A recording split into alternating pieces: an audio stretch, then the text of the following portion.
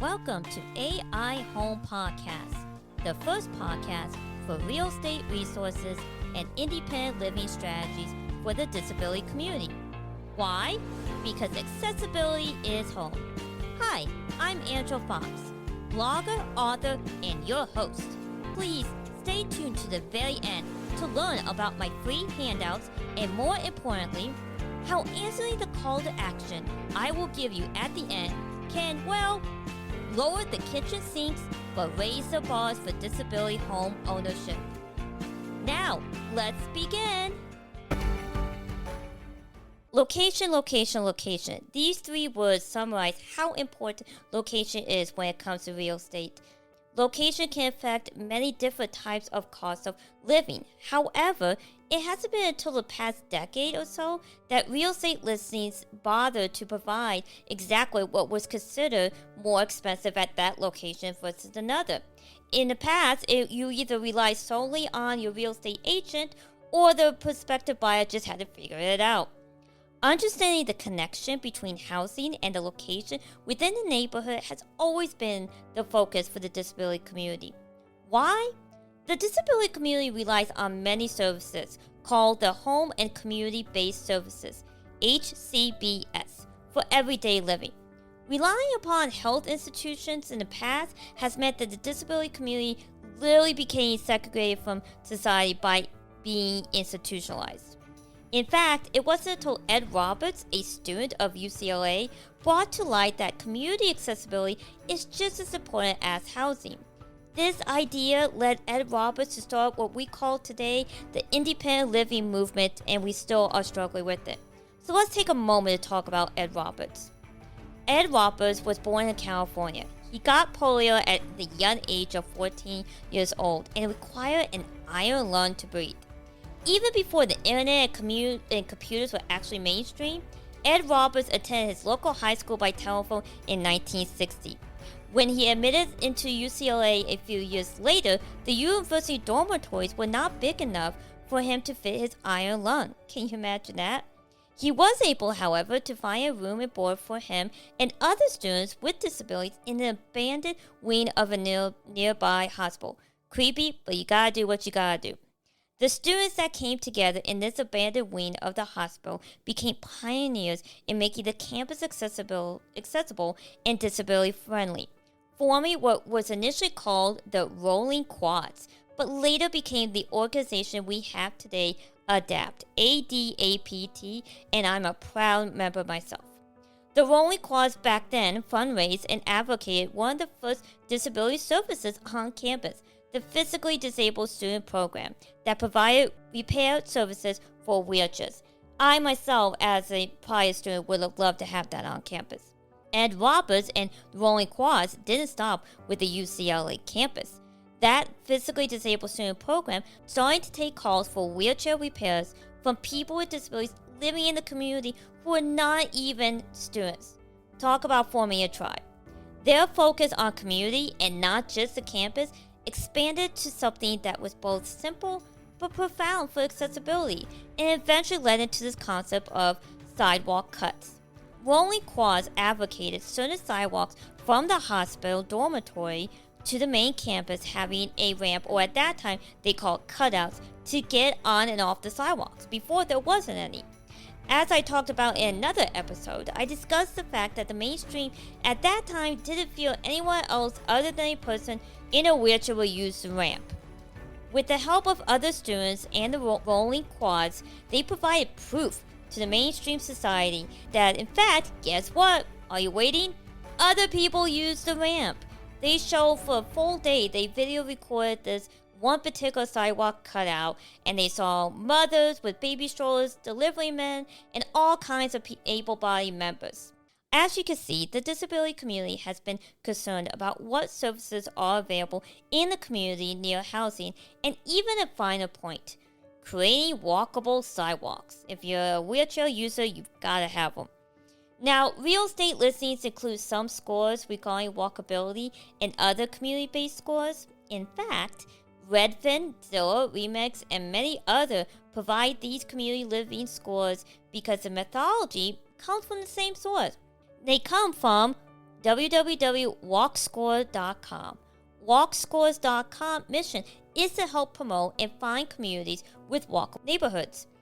WalkScores receive grants from academic research that help governments, urban planning, and real estate agencies better understand neighborhoods and communities in the United States and Canada. Of course, through a subscription, right? You can get these type of other scores available. The first one is obviously the walk score. It measures the walkability based on routes to destinations such as grocery stores, schools, parks, restaurants, and retail. Second score is the transit score. It calculates the distance to the closest stop on each route and the frequency that you may have. Bike score is obviously about bike accessibility and the infrastructure surrounding that. Opportunity score measures the ease of accessibility to nearby jobs without a car. Super important for the gainfully employed disabled person. Predictive analysis is an analysis of the impact of proposed development on the walk score. Not really relevant for today's purposes, but it is there. Pedestrian friendliness.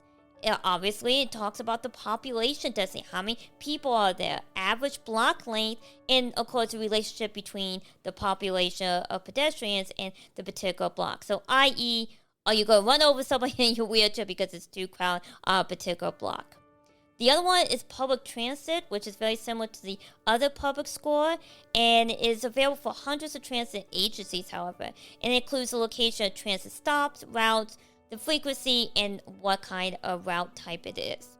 Score details, it includes data on grocery stores, parks, restaurants, coffee shops, transit location, farmers markets, and other nearby businesses. And their travel time is how long you can get to these food and parks and play destinations that you might be interested in. It also analyzes school walkability and commute travel time analysis score. What is missing with all these type of scores? A score that centers around the disability community, like Ed Roberts at UCLA, pointing out concerns that goes beyond the campus, it goes beyond the home. The scores should be reviewed in order to understand what is available, such as the public transit to get to jobs without a car, the opportunity score, and the length of the block and the pedestrians population can help you whether or not you can navigate through that particular block with people.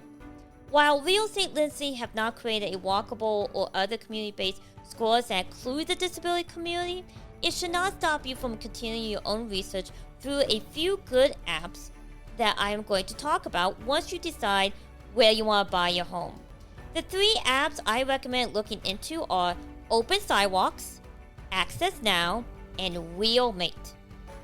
Open Sidewalks is an upcoming platform that wants to map the entire pedestrian experience.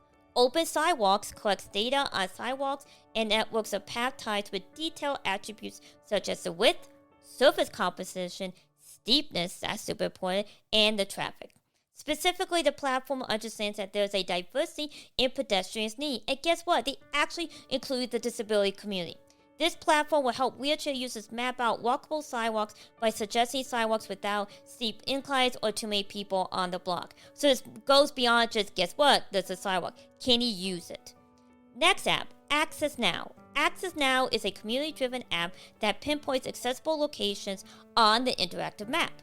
You can look up places like restaurants, museums, attractions, and view their accessibility ratings, which are accessible, partly accessible, patio access only, and not accessible at all. You can also rate your own location and even add your own information to help the community. Remember, we are a tribe. The last app is Wheelmate. This free mobile app is designed for people in wheelchairs who need to find accessible restrooms and parking. Wheelmate allows users to rate the restrooms and parking areas for cleanliness, convenience, and accessibility. So you'll know which amenities are safe and which ones you probably need to skip altogether. And I just remember one of my favorite podcasts called Accessible Star. I was listening to one of the episodes and when I was writing the information I wanted to include, I have to digress because it so fits when it comes to restrooms. In this Accessible Star podcast, they were talking about the disability community oftentimes have to do what's called pee time. What is pee time for those people who may be new to the disability community or you're in the housing market and housing development? And you want to know more? P times is the idea that every disabled person knows that even though the ADA requires restrooms to be fully accessible for people with wheelchairs, guess what? That's still not. It's 2022 and we still have accessible stores that are not accessible. And in this Accessible Star episode, they were talking about how you really bond with your able-bodied friend when you get to a restroom and you find out, yeah, you can wheel into the stall, but you can't shut it. And so your able-bodied person has to, move the wheelchair out or stand guard for privacy. And it's very comical if you've been in it. And I guarantee you, if you've been around any sort of community, you're bound to find an issue with restroom stalls. And so the P time concept comes with this idea of knowing that you're not going to have accessible stalls everywhere you go. So you need to calculate yourself internally based on your biology, how much you go drink, and try to map out any restrooms that you know are accessible. And so you use that as a calculator. We, slang call that P time. And it's partly sad, but it's also the reality. So using that wheelmate can really cut down that P time idea. And hopefully, while it might be a little grotesque and not necessarily directly involved for disability home ownership, it's still important to educate when you can. So back to off the digression. These 3 maps I just talked about can help you create walkable, accessible community scores for yourself.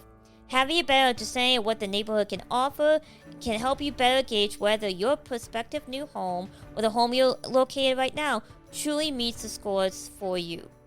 If you want the direct links for these apps or the transcript of this episode, please visit my blog. All episodes or transcripts are turned into blog posts, so stay tuned at the closeout to locate my website and blog. Now, as promised, I always have a call to action as I said in my intro, and today I have 2.